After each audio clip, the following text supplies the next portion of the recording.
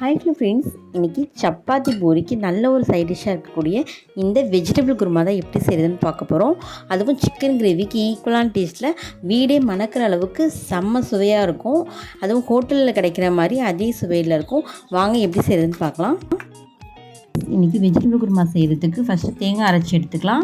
ஒரு சின்ன கப் அளவுக்கு தேங்காய் சேர்த்துருக்கேன்.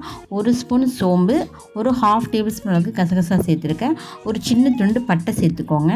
சேர்த்துட்டு கொஞ்சமாக தண்ணி விட்டு இப்போ நம்ம அரைச்சி எடுத்துக்கலாம்.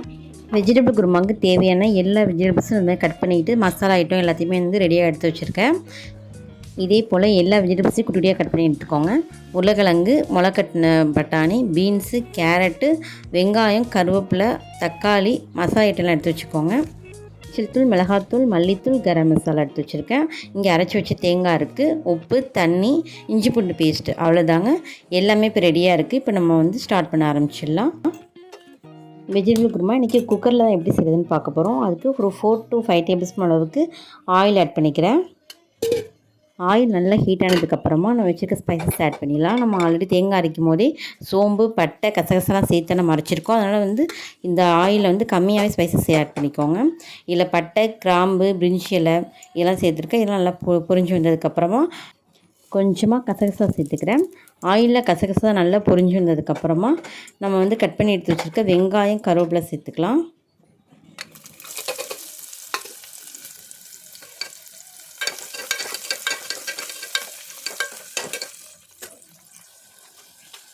வெங்காயம் சேர்த்ததுக்கப்புறமா இந்த குருமாவுக்கு தேவையான அளவுக்கு உப்பு சேர்த்துக்கலாம். சேர்த்துட்டு இந்த வெங்காயத்து கூடவே நல்லா வதக்கி விட்டுடலாம். வெங்காயம் நல்லா வதங்கி வந்ததுக்கப்புறமா இது கூடவே ஒரு 1 டேபிள் ஸ்பூன் அளவுக்கு இஞ்சி பூண்டு பேஸ்ட்டு சேர்த்துக்கிறேன்.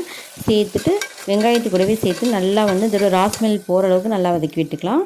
இது கூடவே ஒரு பெரிய சைஸில் பழுத்த தக்காளி எடுத்துருக்கேன். அதையும் அந்த வெங்காயத்து கூடவே சேர்த்துட்டு நல்லா வதக்கி விட்டுக்கலாம்.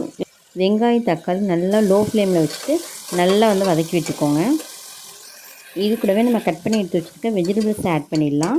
ஒரு கேரட்டு, ஒரு உருளைக்கிழங்கு, ஒரு 4-5 பீன்ஸு, முளைக்கட்டின பச்சை பட்டாணி. உருளைக்கிழங்கு, கேரட்டு, பீன்ஸு எல்லாத்தையுமே ஒரே சைஸில் கட் பண்ணி எடுத்துக்கலாம். எல்லாத்தையுமே அந்த வெங்காய தக்காளி நல்லா வதங்கிடுச்சுன்னா அது கூடவே சேர்த்துட்டு ஒரு தடவை நல்லா கிளறி விட்டுடலாம். பச்சை பட்டாணி இந்தளவுக்கு முளைக்கட்டி நம்ம சாப்பிட்றது நம்ம ஹெல்த்துக்கு ரொம்பவே நல்லது. இதில் முளைக்கட்டாமல் நம்ம சேர்த்துக்கலாம். ஆனால் முளைக்கட்டி சேர்க்குறது இன்னும் நல்லது. இதே போல் நம்ம வச்சுருக்க எல்லா வெஜிடபிள்ஸையும் சேர்த்துட்டு ஒரு தடவை நல்லா மிக்ஸ் பண்ணி விட்டுருங்க. நெக்ஸ்ட் ஸ்டெப் பார்த்திங்கன்னா இதில் மசாலா பொருளை ஆட் பண்ணிடலாம். ஒரு 1/4 டீஸ்பூன் அளவுக்கு மஞ்சள் தூள், ஒரு 1/2 டேபிள் ஸ்பூன் அளவுக்கு மிளகாத்தூள், 1 டேபிள் ஸ்பூன் அளவுக்கு மல்லித்தூள், 1 டேபிள் ஸ்பூன் கரம் மசாலா. எல்லா மசாலாவையும் இந்த வெஜிடபிள்ஸில் படுற மாதிரி ஒரு தடவை நல்லா மிக்ஸ் பண்ணி விட்டுக்கலாம். இது கூடவே நம்ம சோம்பு, கசகசா, பட்டை 3தையும் தேங்காய் கூட சேர்த்து அரைச்சோம்ல, அந்த தேங்காய் விழுதையும் இது கூடவே சேர்த்துட்டு ஒரு தடவை நல்லா கலந்து விட்டுக்கோங்க. இப்போவே நம்ம குருமாவுக்கு தேவையான அளவுக்கு தண்ணி வாட்டர் ஆட் பண்ணிக்கலாம். உங்களுக்கு குருமா எந்த கன்சிஸ்டன்சியில் வேணுமோ, சில பேர் திக்காக சாப்பிடுவாங்க, சில பேர் கொஞ்சம் தண்ணியாக சாப்பிடுவாங்க. உங்களுக்கு எந்த பக்குவத்தில் வேணுமோ அந்தளவுக்கு தண்ணி ஆட் பண்ணிக்கோங்க. நான் டோட்டலாக ஒரு 3 கிளாஸ் அளவுக்கு வாட்டர் ஆட் பண்ணியிருக்கேன். சேர்த்து நல்லா கலந்து விட்டுட்டு இந்த ஸ்டேஜில் உப்பு செக் பண்ணிவிட்டு கம்மியாக இருக்க மாதிரி தான் சேர்த்துக்கோங்க. சேர்த்துட்டு ஃபைனலாக நீங்கள் மல்லித்தலை தூவினாலும் தூவலாம். இப்போ என்கிட்ட இல்லாதனால நான் சேர்க்கல. இப்போ விசில் போட்டுட்டு ஒரு 3 விசில் வந்ததுக்கப்புறமா ஓப்பன் பண்ணி பார்க்கலாம் எப்படி இருக்குன்னு. நம்ம சிக்கன்லாம் செஞ்சால் எப்படி வீடே மணக்கும், அந்தளவுக்கு இந்த வெஜிடபிள் குருமா ரொம்பவே வாசனையாக இருந்தது. வீடே கமகமன்னு அந்தளவுக்கு ஒரு நான்வெஜ் ஃபீல் கொடுக்குற அளவுக்கு இருந்தது. நீங்களும் இந்த புரட்டாசி மாதத்தில் இந்த வெஜிடபிள் குருமா செஞ்சு சாப்பிட்டு பார்த்துட்டு எப்படி இருக்குன்னு சொல்லுங்கள். டேஸ்ட்டுமே பார்த்திங்கன்னா நம்ம வெஜிடபிள் ஹோட்டலெலாம் புரோட்டாக்கு சைட் டிஷ்ஷாக கொடுப்பாங்களே குருமா சால்னா, அந்தளவுக்கு டேஸ்ட்டு அதுக்கு ஈக்குவலாக இருக்கும். இதே போல் குருமாவை நீங்களும் உங்கள் வீட்டில் செஞ்சு பார்த்துட்டு எப்படி இருக்குன்னு மறக்காமல் கமெண்ட் பண்ணுங்கள்.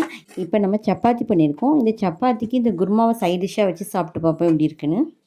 இந்த குருமா சப்பாத்தி மட்டும் கிடையாது, பூரி, புரோட்டா, ஈவன் இடியாப்பத்துக்கு கூட ரொம்பவே சூப்பராக இருக்கும். இப்போ வாங்க நான் சாப்பிட்டு பார்ப்போம் எப்படி இருக்குன்னு. ஹோட்டல் ஸ்டைலில் செய்யக்கூடிய இந்த வெஜிடபிள் குருமா நீங்களும் உங்கள் வீட்டில் செஞ்சு பார்த்துட்டு எப்படி இருக்குன்னு மறக்காமல் கமெண்ட் பண்ணுங்கள். தேங்க்ஸ் ஃபார் வாட்சிங்.